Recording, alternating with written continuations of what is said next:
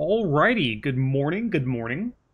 We now have the official October 22nd patch notes for Warriors.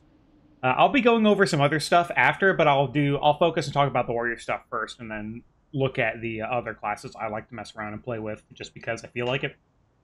But one thing you might already notice is that for Warriors, these are our notes, right? These are our notes. And then for Shamans, these are their notes. Wait, is that still Shaman? Yep, still Shaman. Okay. There's Rogue notes. Every time we get patch notes, man, it is just paragraph after paragraph after paragraph of all of these other classes of Warriors. It's just like, beep. I mean, I don't know what else I really expected. Mainly because, well, I mean, you saw our rework. Our rework was they moved Shockwave up, and then kind of Jenga puzzled the rest of our existing talents and didn't really give us anything new. So, yeah. So I don't really know what honestly, it feels very weird right now because it doesn't really feel like they know exactly what they want to do with the class. We're in this really weird like limbo.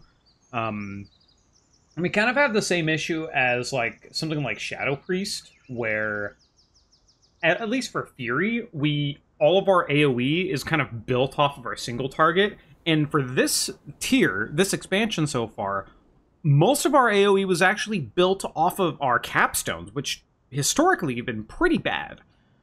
So now our capstone talents, which were good, have been repeatedly nerfed because of the AoE viability and AoE burst damage that we have in the raid.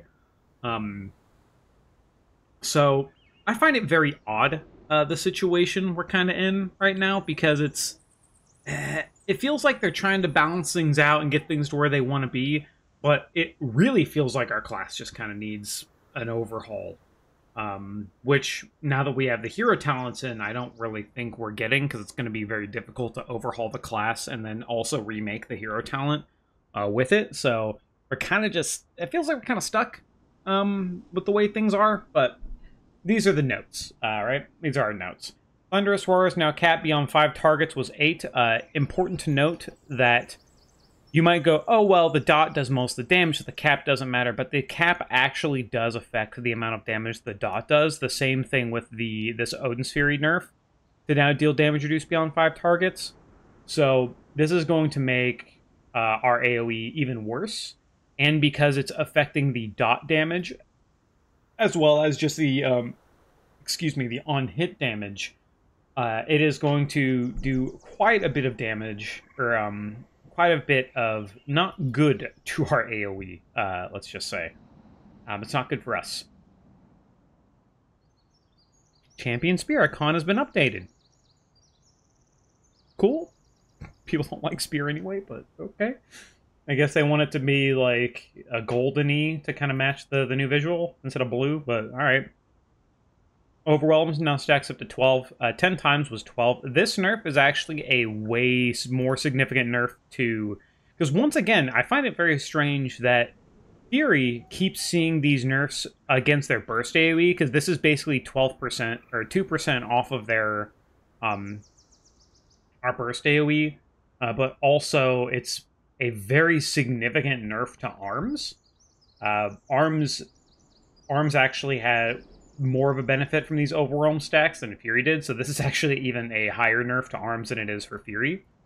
They increased the radius of Warbreaker, even though we don't really play Warbreaker right now, even in keys, just because with the amount of haste and cleaves we're getting, we're running blunt instruments instead.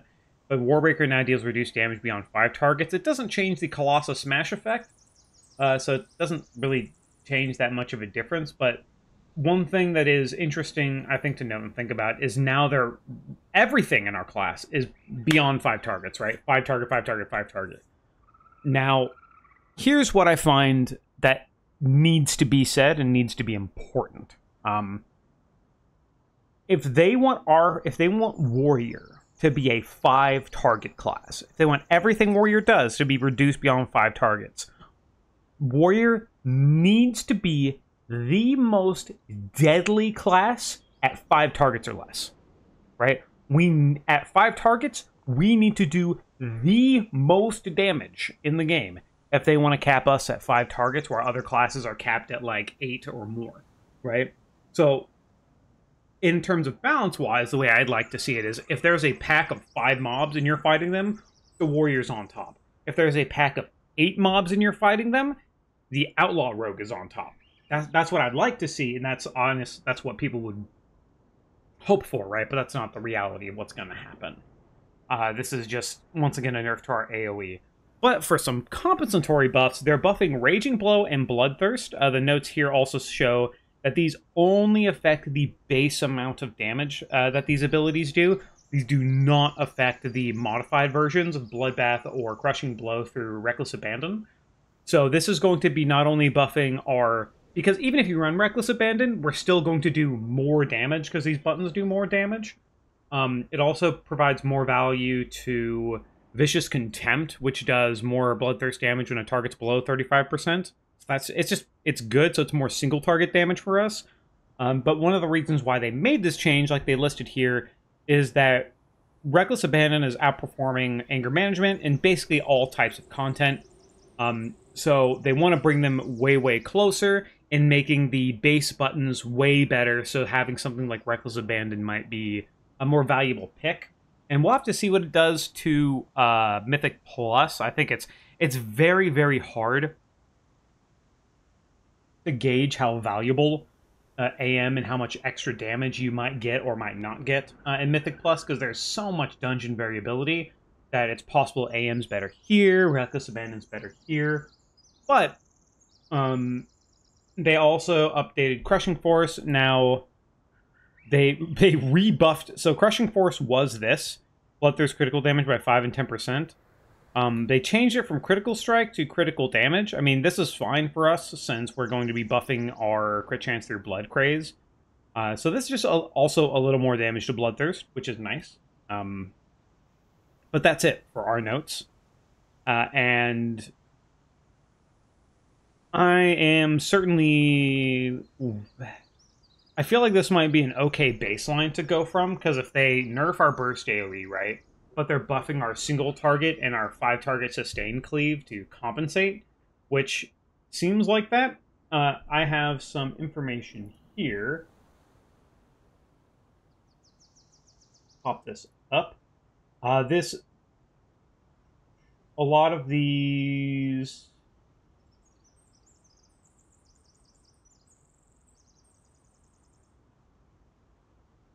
So courtesy of Arcantiro, Skyle Discord, and Crisp or Mr. Fishy. Call him Mr. Fishy. If you go in the Warbreaker Discord, he's our Mr. Fishy. But let's look at these here. These are just the notes. But as far as the changes are concerned, Slayer is still ahead of Thane on full single target. That's probably just because of the sheer strength of Crushing Blow with the spec. So in pure single target, so like you're looking at like, what are the bosses that feel single target? Basically Nexus Princess and Sikram. I mean, you're probably still going to want to, if you're like pushing them, you probably still want to play Arms. Although, because of the nerf that was mentioned before, I think it's up here. Yeah, upcoming hot. Let's see. I don't remember where they were put.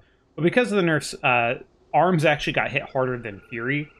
So their Arms and Fury single target are actually way closer than they used to be. But here's the info on that. Slayer is still 6% ahead and Thane on full single target. I mean, that makes sense. The whole kit of Thane revolves around Thunderclap. And the fact that an AoE ability is not going to do as much damage as a single target ability just makes sense on pure single target. Reckless Abandon is still ahead for Anger Management on Thane. Is still ahead of Anger Management for Thane and Slayer. I'm assuming this is talking about single target.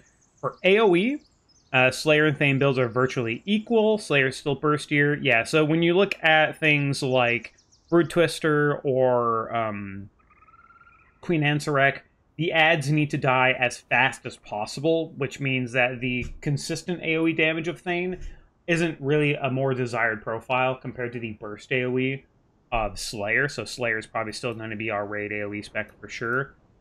Mythic Plus, RA and AM AoE are virtually equal to sustain multi-target. AM desyncs, so it's possible there's room for error. I don't know which is going to be better, because realistically, I'm not sure, man. Because you look at something like Thane, and you go, okay, Thane, AoE, anger management, you're just going to be casting a bunch of bloodthirsts. Because what anger management does for Thane is recklessness and Ravager. Doesn't do anything for Avatar, so it's possible that you might, if you don't have a lot of uptime in a dungeon, you might not be able to resync your Avatar with your recklessness and Ravager burst window, which, depending on the dungeon, might be a loss. I don't know. It's very up in the air. I can still see people still playing Reckless Abandon and Keys just because it's simpler. It is possible on very heavy AoE dungeons that something like Anger Management Slayer, which seems kind of weird to talk about, could be better with very high mob counts. Blade Storm is reduced beyond 8 targets, so it's possible that getting more Blade Storms might just mean more overall damage in some keys. But then you look at a key like Necrotic Wake, for example, where there are a decent amount of like big pulls, like the first area has a couple big pulls, but then you get to things like the Necromancers that just have a bunch of patter mobs that don't really do anything, and the damage to them don't matter, so you might be just padding and not doing actually important damage. And the nature of needing cryo damage in Mythic Plus, I think that Reckless Abandon is probably still going to be the way to go. But I'm not entirely sure. It is possible. I think there was some speculation. I think Fishy did it. I don't know if we put it in here. But there's a sim that he did that showed that dropping Odin... Or was it? There's a sim that he did where it showed that dropping Odin's Fury and getting 2 points in Vicious Contempt might be more overall damage than running Odin's Fury. Odin's Fury feels kind of awkward for Reckless Abandon and Keys anyway. So it is possible we might just straight up drop Odin's Fury in Keys in AoE situations if we play Mountain Thane, just because of the amount of damage amps we're getting onto Bloodthirst to make it a way more valuable button to press. Not to mention that that button is also getting the base damage amp on top of the Slayer has the Burst of Power. Let me go over to it so I can just show... Or sorry, Thane has the Burst of Power. This talent node here. Where Lightning Strikes have a chance to make your next 2 Bloodthirsts have no cooldown, deal increased damage, and generate additional rage. So that damage amp is going to be on top of... Excuse me.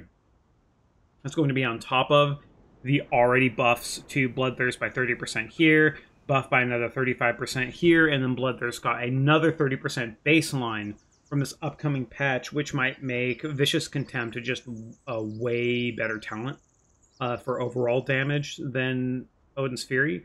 Which, I mean, historically, our capstones are pretty terrible. Like, we have Onslaught, like, Odin's Fury was good, and then because of Raid, it got nerfed, like, 3 or 4 times in a row, and now it's getting nerfed again. Onslaught just doesn't really fit. The only okay talent capstone we have is Anger Management and Reckless Abandon, because they widely change how your class is played. And then the only reason Ravager and Bladestorm are very good is because, well, they have Unhinged, and Unhinged spams the cast. If Unhinged could still cleave, I think it'd be really good, but they also remove the ability for Unhinged to cleave as well, which I don't know. The class, while it's performing okay in Raid, feels like a fucking mess, dude. Feels like a mess. So that's just kind of where we're at. Those are the numbers we're looking at. Realistically, it's kind of... The changes are a overall higher nerf to Arms Slayer. And then the anger management nodes or anger management playstyle got a little better, but it's possible that that playstyle just might not be worth it if you're desyncing your stuff because of how the dungeon is run. how much RP some of these dungeons have. So, it's kind of up in the air right now, but I think we'll still see a bit of a AoE nerf in raids for sure, just because of the target capping. Maybe the target capping is significant enough that we're going to go back and run, like, I don't know, we might even run, whatchamacallit, Spear instead of Thunderous Roar. Just because the amount of additional burst damage we might be able to get from Spear through, like, our Blade Storm and doing a lot of damage in that burst window might be better, but we'll just have to see, man. There's a lot of variables to really kind of figure out. But that's what we're looking at for Warrior.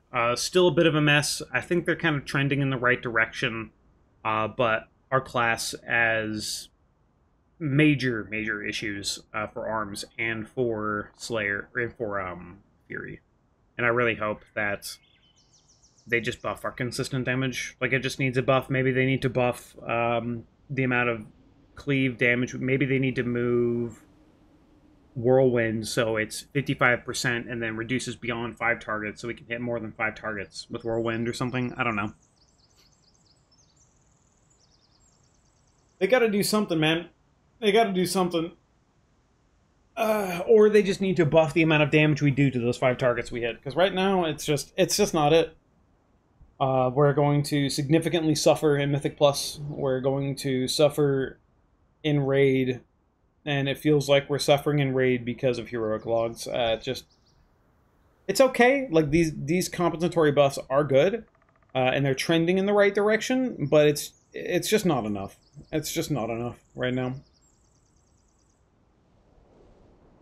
Well, let's look at some other... Let's scroll through the... this is just enhanced, by the way. Just enhanced. But let's scroll through... This is just Ellie, by the way. Now we're past Shaman. Let's see, what are we changing for Rogue? 'Cause I play Rogue. New talent.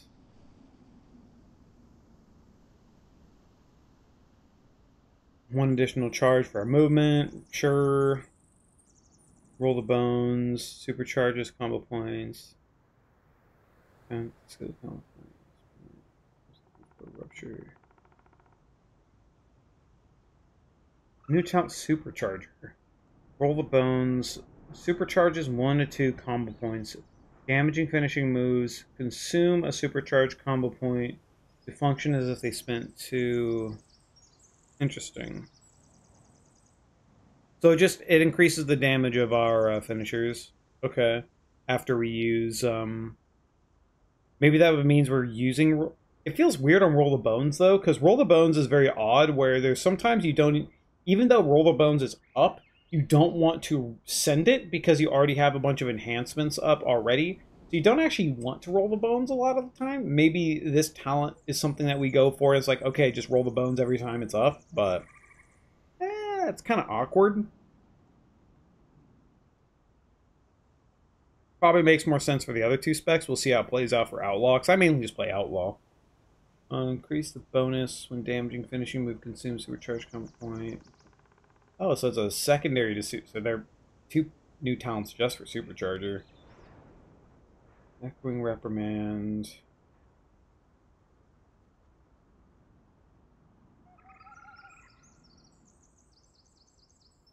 Thistle Tea now automatically drinks when energy falls below 30%. Oh, okay. Or below 30. That's actually really nice. You don't even have to press the button anymore. Oh. That's actually kind of not... That's a really good quality of life, actually. You don't... It's kind of awkward, because, like, now you just don't press Thistle Tea ever anymore. But it's kind of weird. Okay. Cut to the chase now. Grants. What is that? What is that? Cut to the chase. Also, I'm going to be going over the other classes now, so if you only wanted to watch about warrior stuff, I'm going to be looking at these. I think Cut to the Chase is... Cut to... Chase... Wait, what?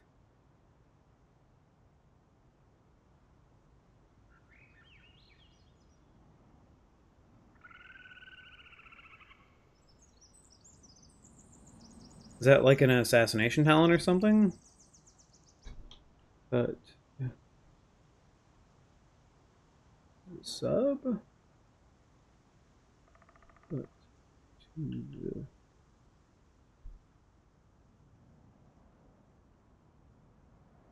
I have no idea.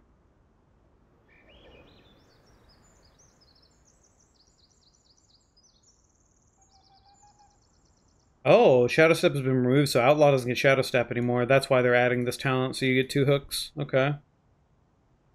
Soothing Darkness now heals for 30% max health, plus 15, effect no triggers from Shadow Dance. Okay. Cheap Shot duration increased to 6 seconds. Faint no longer... This one's actually pretty massive. Rogues in their base talent tree have this talent called Elusiveness, where Evasion also grants damage reduction taken by 20%, and Faint also reduces non-area of damage taken by 20%. You have Faint all the time, and now you can actually cast Faint as an off-global cooldown. So you don't actually... It still costs energy, right? But now you can just Faint when you need it, and if you're in a global, you don't have to spend a global to Faint. Similar to, like, how we use Spell Reflex. That's actually really, really nice for... That's actually very nice for just their overall survivability and gameplay flow.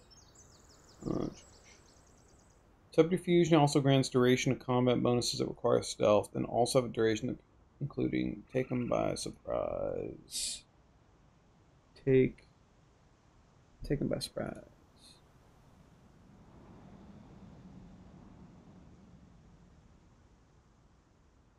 Okay. Echoing Man, Flagellation, Reverberation. So that was the... That was these talents, I think, right? Resounding Clarity, Reverberation. Yeah, this replaced by this other talent. Fatebound. Inevitable, and... Which one is that?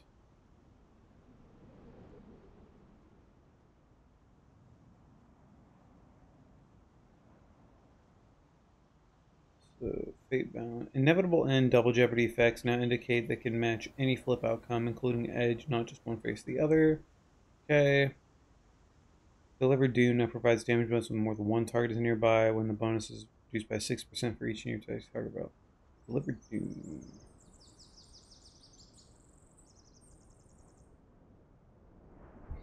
Oh, so it actually has some AoE value now.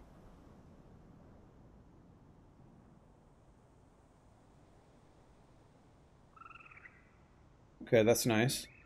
Okay. Edge Case now flips the points edge when you activate Deathmark General Rush instead of flipping finishing move after activation. Okay. Fascination now. Crack Shot now also refreshes cooldown. Oh! Okay. So now you can actually send a Between the Eyes and then vanish and get Between the Eyes back for your Between the Eyes set, so you don't have to hold it. You can actually just fucking send it.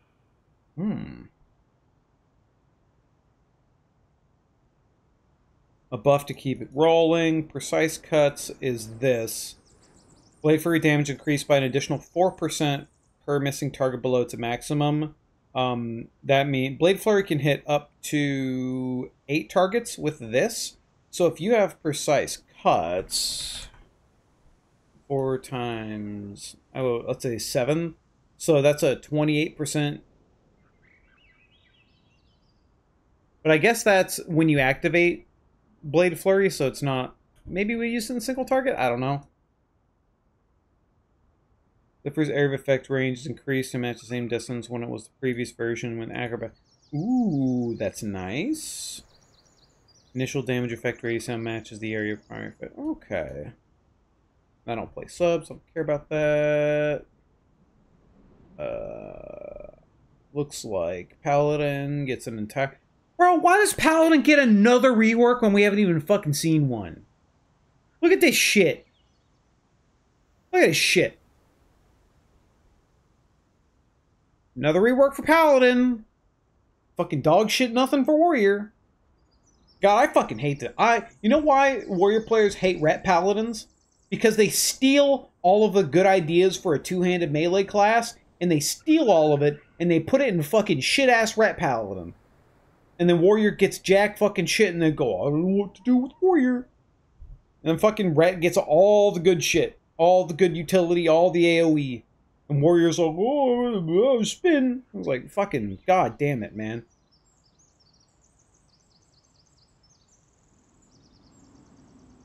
Mage gets another book. Mage gets another book. Okay, big changes to Beast Mastery. I haven't really looked over these. It's mainly the Dark Ranger changes. I've been playing my Hunter a little bit, but my Hunter's kind of been put on the wayside, so I might play it a little more once these changes come through. But right now, I have not really been doing much on my Hunter. I just kind of don't care. I mean, I complain about our notes, but this is Demon Hunter notes. Demon Hunter notes smaller than our notes, Jesus.